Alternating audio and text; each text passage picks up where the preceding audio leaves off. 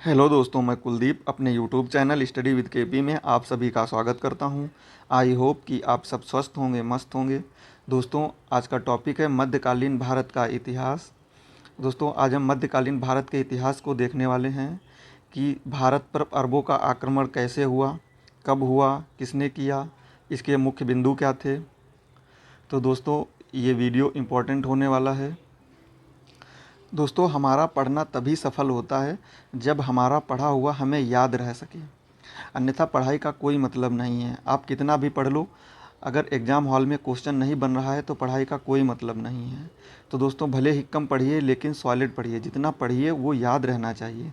तो दोस्तों, हम आज पढ़ेंगे भारत पर अरबों का आक्रमण, पढ़ेंगे भी और याद भी करेंगे। चलिए दोस्तों, वीडियो स्टार्ट करते हैं। भारत पर अरबों का आक्रमण। अरबों के सिंध विजय की जानकारी चचनामा से प्राप्त होती है। चचनामा से प्राप्त होती है। इसके लेखक अली अहमद हैं। ये इसी चचनामा से सिंध विजय की जानकारी प्राप्त होती है। तो दोस्तों, अरबों के सिंध विजय की जानकारी जो है चचनामा से प्राप्त होती है। इसके जो लेखक हैं वो चचनामा के लेखक अली अहमद हैं।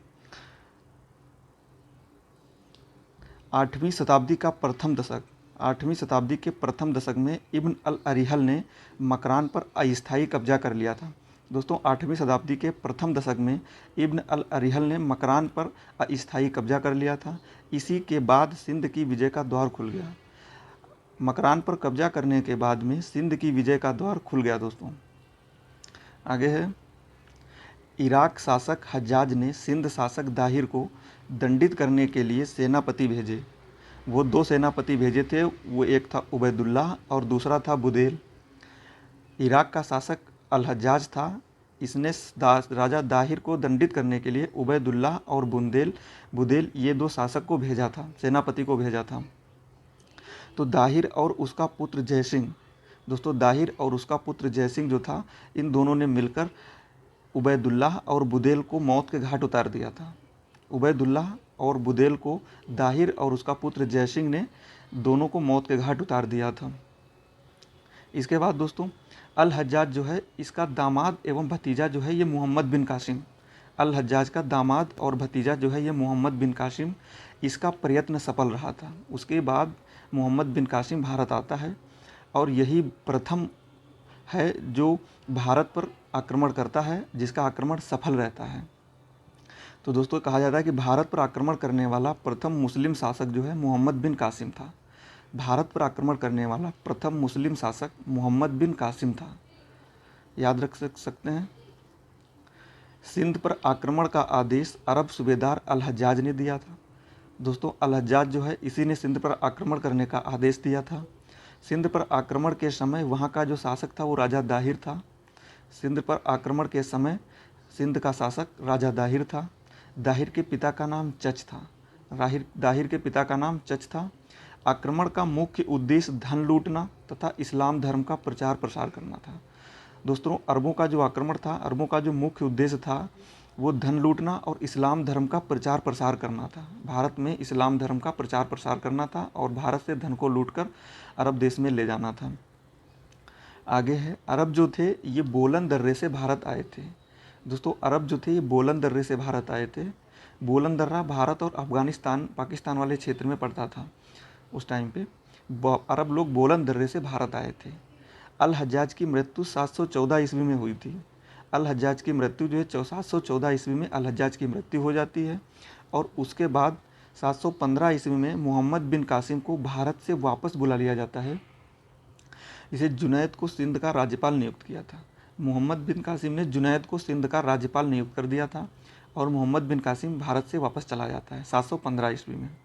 उसके बाद जुनैद को प्रतिहार शासक नागभट्ट जो थे, इन्होंने जुनैद को पराजित किया था। जुनैद को प्रतिहार शासक नागभट्ट ने पराजित किया था।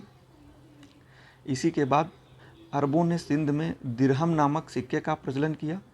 अरबों ने सिंध में दिरहम नामक सिक्के का प्रचलन किया। अरबों ने सिंध में ऊंट पालन और खजूर की खेती का प्रचलन किया था। दोस्तों, ये रेगिस्तानी क्षेत्र था। अरब में भी काफ़ी रेगिस्तानी पूरा क्षेत्र है, तो उस कारण वहाँ पे ऊँट और खजूर की खेती की जाती थी। तो अरबों ने सिंध प्रांत भी रेगिस्तानी क्षेत्र था, तो यहाँ पे भी ऊँट पालन और खजूर की खेती का प्रचलन किया था अरबों ने।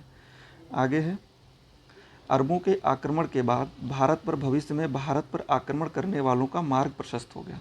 दोस्तों, अरबों के आक्रमण करने के बाद ही भारत में और लोगों ने भी आक्रमण करने की सोची, तो वो लोगों के लिए भी रास्ता खुल गया भारत पर आक्रमण करने का। दोस्तों, एक बार रिकॉल करते हैं।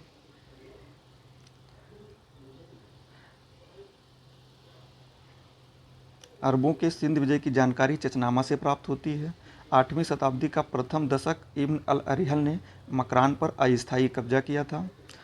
इसके बाद में इसी के बाद सिंध की विजय का द्वार खुला।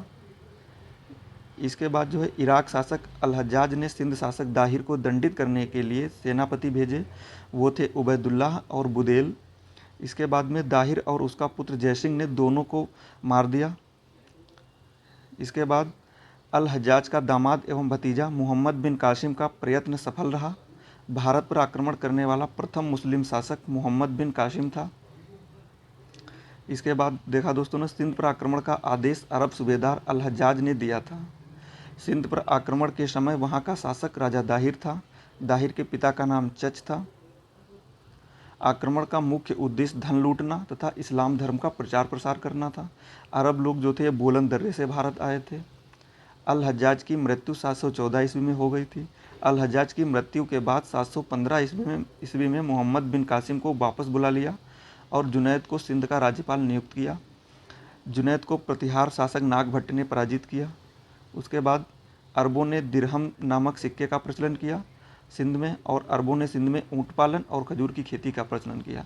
और इसी के बाद आक्रमण के बाद भारत पर भविष्य में भारत पर आक्रमण करने वालों का मार्ग प्रशस्त हो गया। तो दोस्तों, ये वीडियो था छोटा सा, जिसमें हमने देखा कि भारत पर अरबों का आक्रमण कैसे हुआ। दोस्तों, इसके आगे का वीडियो आएगा।